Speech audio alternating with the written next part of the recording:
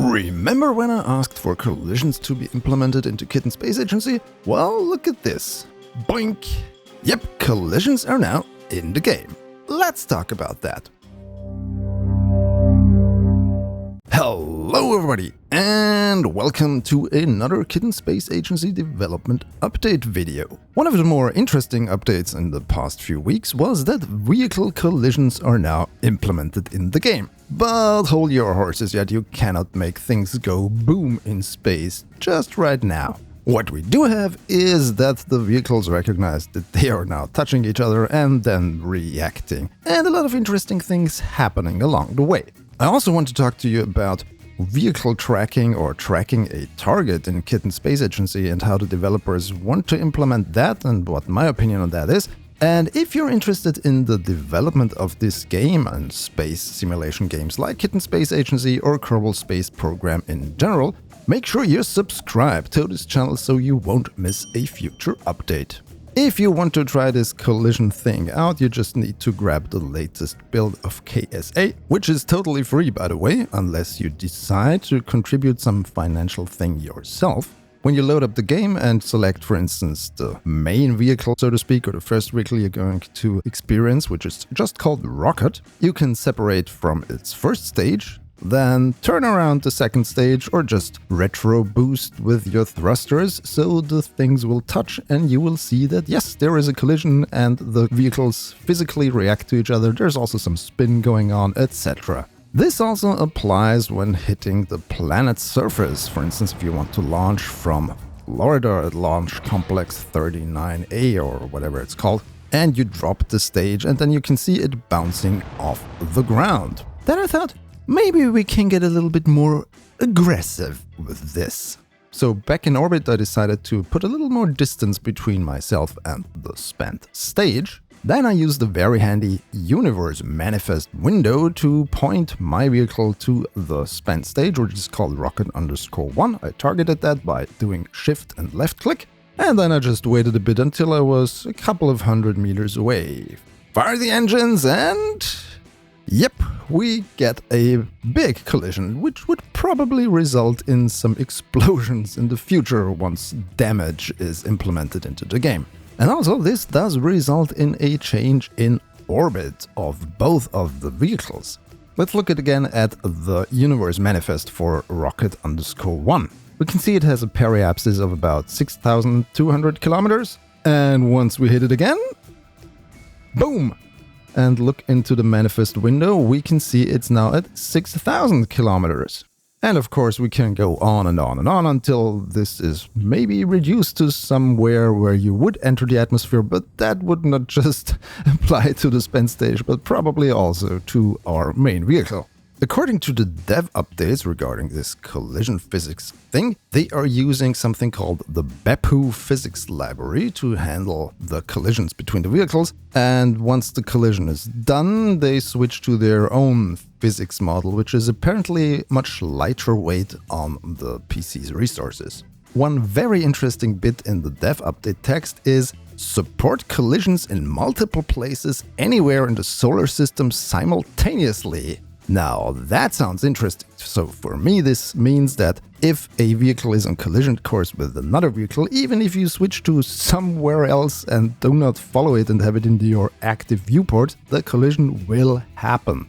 Unless I'm totally mistaken, but I think this is what this means. And this sounds very interesting because it's going to make things a lot harder, but also a lot more interesting and more realistic than compared to Kerbal Space Program. And yes, we also have collisions between the kittens and their vehicles. So here we have the Kitten EVA astronaut, Kittenaut, Catastronaut, whatever you want to call it. And we've directed it to collide with this rocket. And yeah, it's a very, very soft collision. We don't want to squish our kitten, do we? I mean, based on your comments in some of my videos surrounding Kitten Space Agency, you don't have any qualms about squashing Kerbals or killing those, but you're very squeamish about doing harm to any digital kitten. So yeah, at the moment, it's not possible to harm the kitten, but now it's also no longer possible to have the kitten kind of phase through the vehicle as we did in past videos. So this was sort of the easy part, bumping into something that starts from the exact same origin, like separating from a spent stage. But what if you wanted to touch a vehicle that's already in a very different orbit? Well, then you have to perform a rendezvous. We talked about rendezvous in previous Kitten Space Agency videos, and it's very much possible to do those. And if you follow the olden methods, as learned in Kerbal Space Program, what I would do, please correct me in the comments if you have a better method, I would go to the either ascending or descending node, then adjust the plane of my vehicle to that plane of the target, and then I would adjust the orbits so that they intersect and then have a very much close approach with a low orbital velocity difference. And at that close approach, I would burn and then reduce velocity to 0. I mean, relative velocity, my velocity in respect to the target's velocity. And then just use the manual thrusters to do a fine approach to dock, if a docking port is present. Now, in KSA there is a transfer planner window, and what that will do is it will create a Hohmann transfer to your desired target, but it will not automatically adjust the orbital planes. So there will only be a very, very small window where your ship and the target ship will intersect, and then you will have to dump a lot of delta V to reduce your relative velocity, which will include a plane change.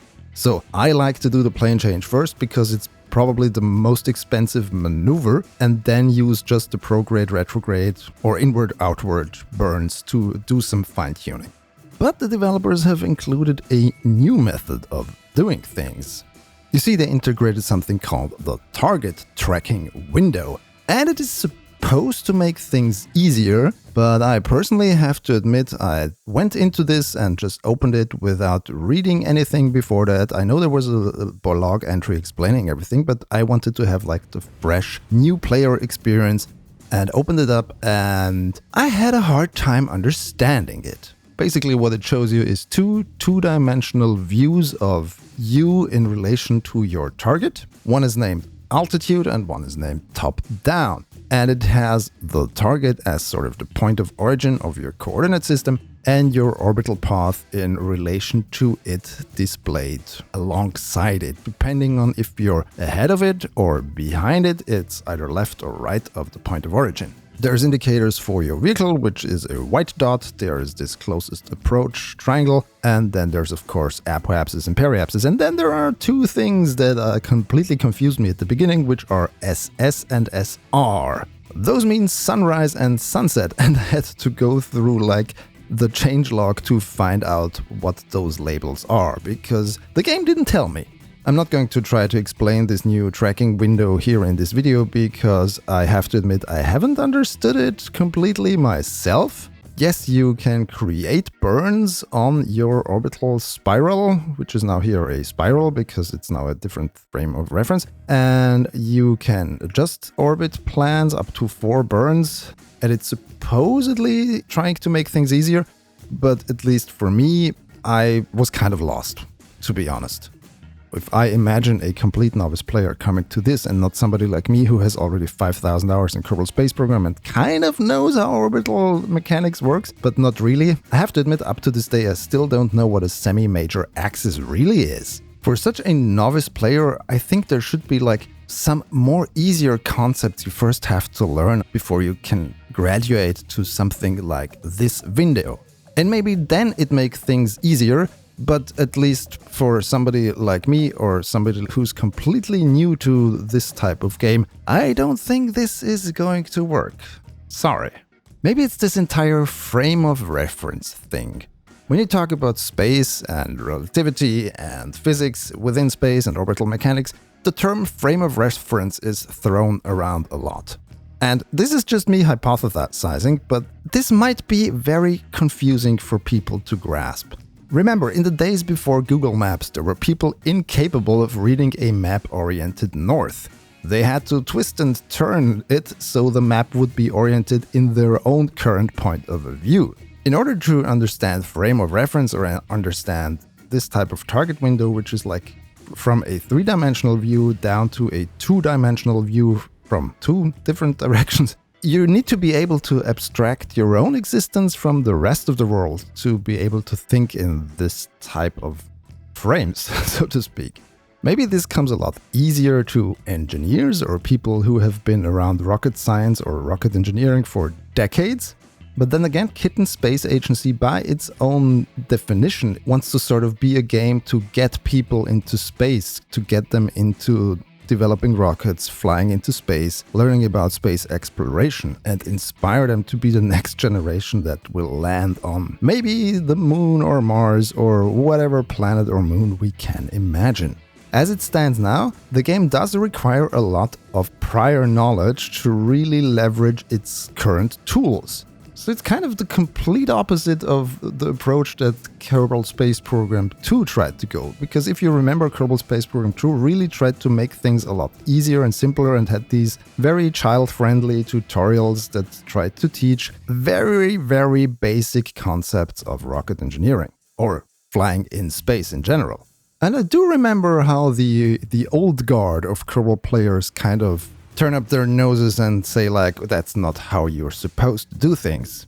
And we as a space simulation player base should really look in the mirror and think about how much gatekeeping are we doing and how much are we welcoming new players that want to learn about space, that want to fly in space, but have really no prior knowledge at all. How can we get those people into our passion? I'm not saying that KSP did this completely right, I just say that they had the idea to do it right. And when I attended the Space Creator Day in Germany back a few years ago, there were kids there that literally said that the tutorials in KSP2 made them understand how to play KSP1. So yeah, maybe food for thought there. But as always, Kitten Space Agency is very much in an early stage of development. This is not a finished game, this is going to change a lot. And it is very evident that a lot of thought and love has went into that target tracking window, and I am convinced that people who already know a little bit more about orbital mechanics will love this. Me, I'm stuck in my old ways. I want to adjust the plane, then I adjust the orbit, and I'm going to spend probably a lot more delta V than is probably necessary, but it's how I'm used to doing things. And you can roast me in the comments now and tell me how wrong I am. But if you enjoy what I do here and like my videos, then maybe consider supporting me over on Patreon or as a YouTube member. For a small monthly contribution, you can watch all my videos ad-free on Patreon. And if you go for one of the higher tiers on either platform, your name will show up here together with all of these wonderful people. Thank you so much for your support over all these years. I do attempt to release videos earlier on Patreon for the highest tier over there and for the highest tier here on YouTube members, but it's not always possible, but I do try to make it work. For instance, there's going to be some crazy Kerbal Space Program space base creation video coming along very soon, which will be on Patreon earlier than for the general public.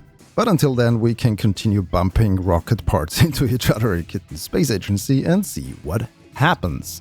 Maybe Danny can try to collide a few rockets in this game at light speed and see how much it breaks physics. If it breaks physics.